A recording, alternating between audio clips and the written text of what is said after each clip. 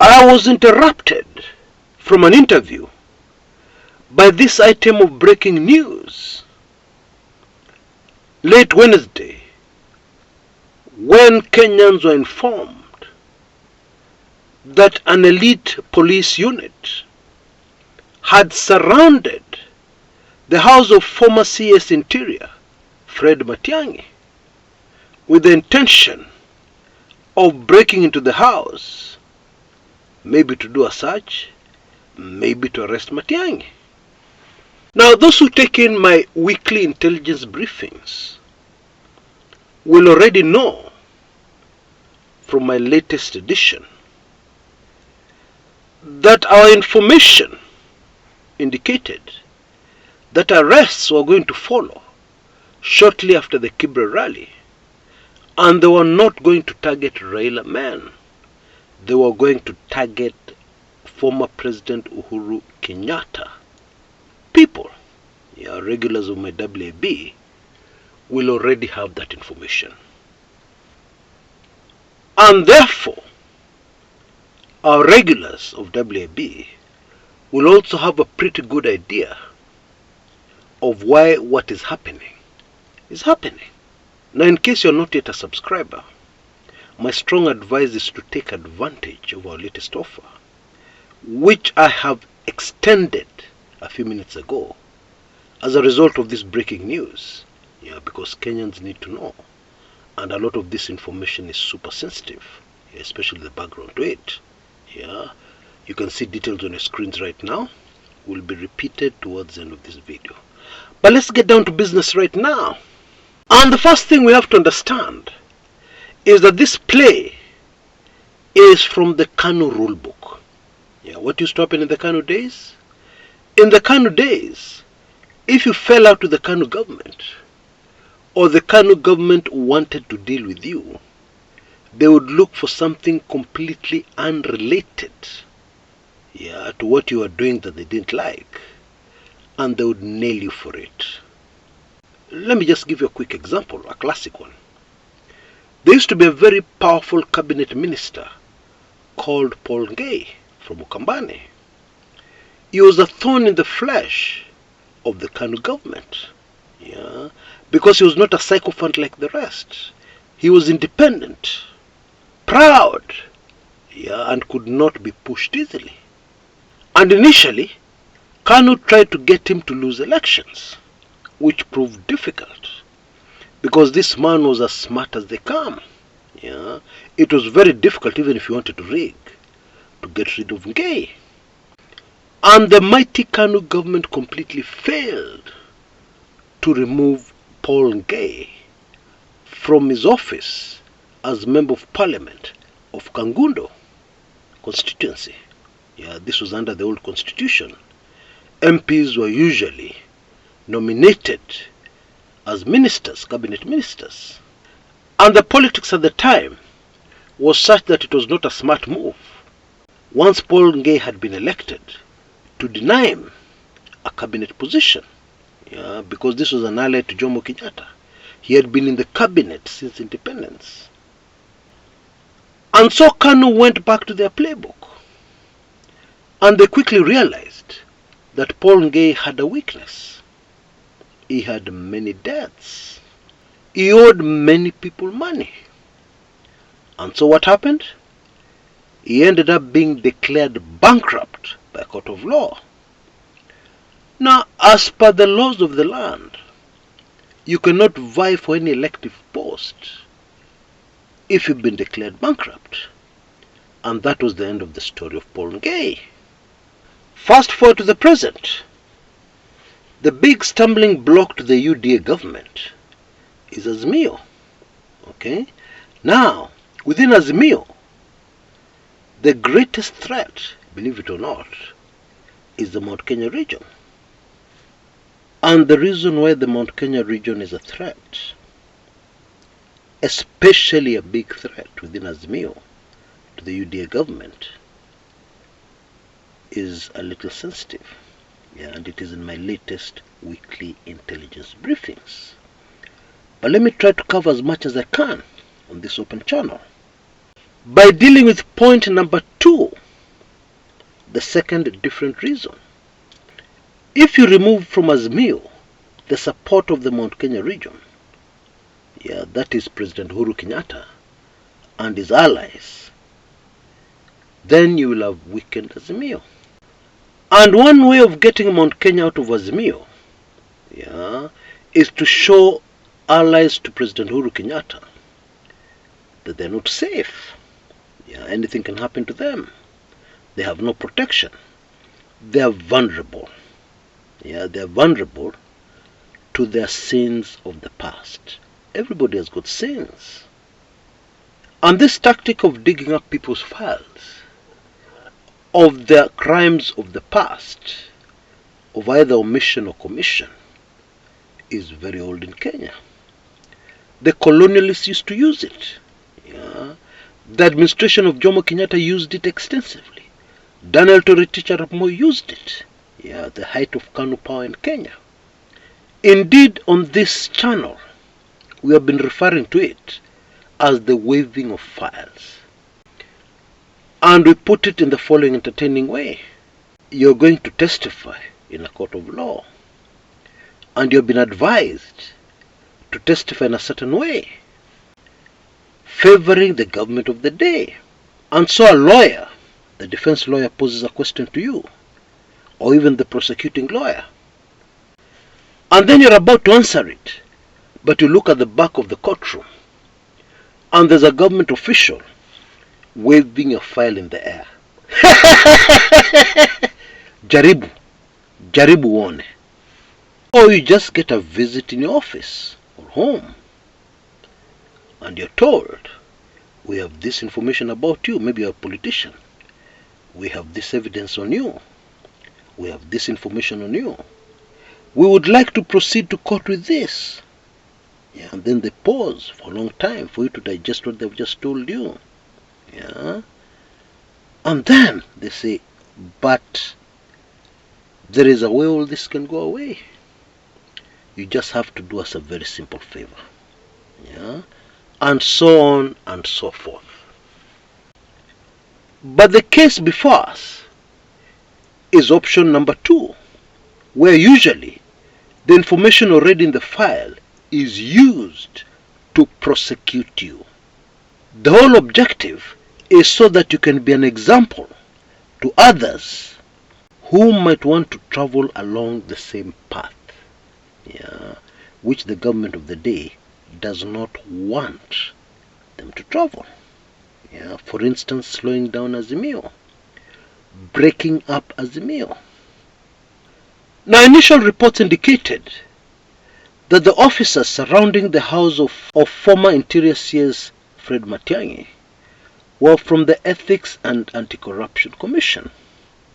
However, an official from that commission rubbished this information, and they said, it is not us, it is the Asset Recovery Boys. Now, very quickly, the Asset Recovery Agency focuses on recovering assets which have been purchased, which have been obtained from proceeds of corruption. Proceeds of crime, because corruption is a crime. Now, let's not get confused, because we've been told an elite unit of the police have surrounded the house of Matiangi. So an elite unit of the police is not the Asset Recovery Boys, you might think. Let me just give you some information you don't have. You see, any government agency can use any police unit on a mission. So I hope we've cleared that up. Now, if we continue along the same road, we also know that a man called Dennis Itumbi has been accusing the former CS Interior, Fred Matiangi, of having acquired some land illegally, allegedly. And so there's a high possibility that this may be what the Asset Recovery Boys are after. Or it could be something completely different.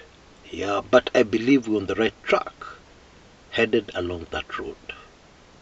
But don't forget what I said at the beginning. Yeah, this whole thing is supposed to achieve an objective. Let me just give you another very quick example, this time from the United States. Al Capone was a notorious criminal. Yeah, organized crime and all. And the prosecutors and the government of the United States were completely unable to nail him, get enough evidence to prosecute him for any of his organized crime activities. Yeah, they just didn't have enough evidence.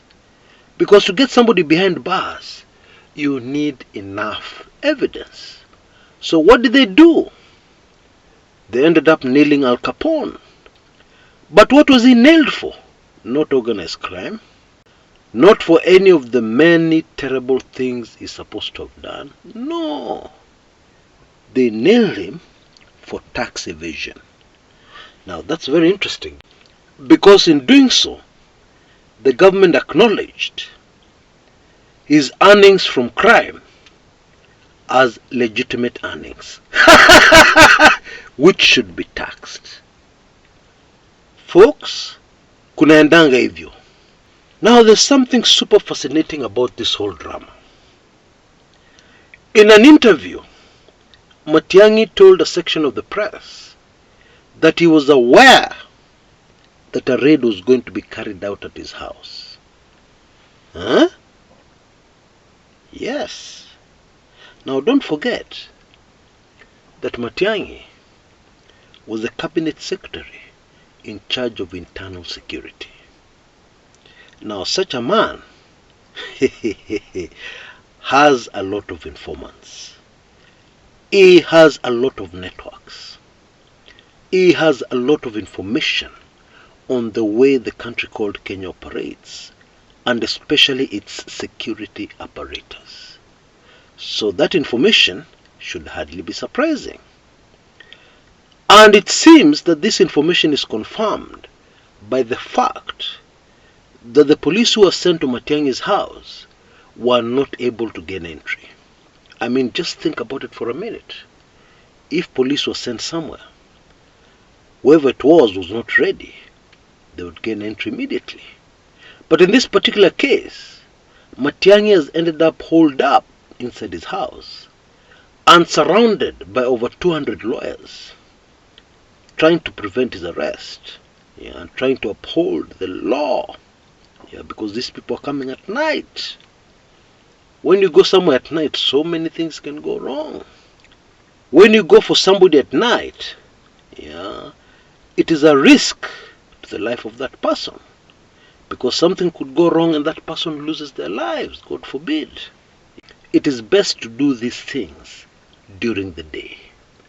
Indeed, legally and constitutionally, following the rights of every Kenyan, you have to do these things in the light of day. But let us back up a little and put ourselves in the shoes of the government. There are certain advantages of doing this at night. The whole idea being, you will not attract protests, at least not immediately. You will not attract attention to what you're doing. So you'll be able to get the person, get them to court, charge them before people know what is happening. That seems to have been the whole idea.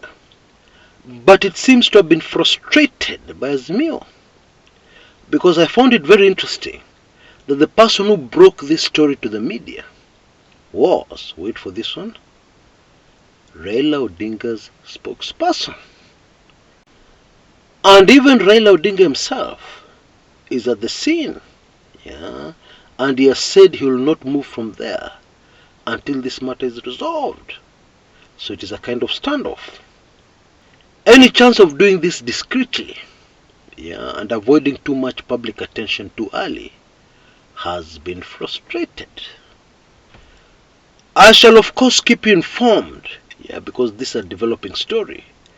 I shall keep you informed with regular analysis about this major game-changing development that has unfolded. Now, very quick heads up, all those who applied for my special memorial, Mrs. Kumekucha, free WIB life membership, it is in the process. I should be able to make an announcement very soon, so please be patient. I have not forgotten about it. I have not abandoned it. Please be patient. And I will stick to my promise. Indeed, I'm looking for a way to accommodate even more people than 20. Yeah, not for life membership, for some other form of membership. Because I was flooded with very many emails. Yeah. So please be patient. Patience in this case will pay, I assure you. But for the others, please also take advantage of my latest WIB offer. Yeah, you can see now things are moving very fast. A lot of the information is highly sensitive. And you can already see WIB subscribers have an advantage because they already had a heads up. Yeah, and would not be very surprised about what has just unfolded. And I believe you can see details on your screen. Please take action right away. Now, before I go, I need to say the following. This latest move by UDA, in my opinion, is a mistake. Because UDA seem to be pushing Kenyans to the limit. Well, one may argue that it's a very smart strategy, yeah, to provoke the other side. Because immediately the other side gets involved in violence, then the whole game changes. UDA will have something to hold on to. Yeah, these are just criminals. They're behaving violently. Whatever they're claiming is also criminal. Something like that. But even if this is the idea, it is still the wrong play. Yeah, and for very many reasons. And especially taking into account the mood of Kenyans right now as we speak. Yeah. And let me put it this way. Provoking somebody who has had 3 straight meals is comfortable. Money is coming in. They have no problem. It's very difficult because that person has a lot to lose. However, provoking a hungry man who is frustrated, jobless, they have lost their job, they have lost any means of earning an income, and therefore they have nothing to lose. Provoking such a person, pop, just like that you provoke them. Something so small. But of course what is developing in Kenya right now is not small. Matiangi was not a small man in Uhuru Kenyatta's government. No. What is developing in Kenya right now is major. God help the country called Kenya. Until next time, this is Chris Kumekucha.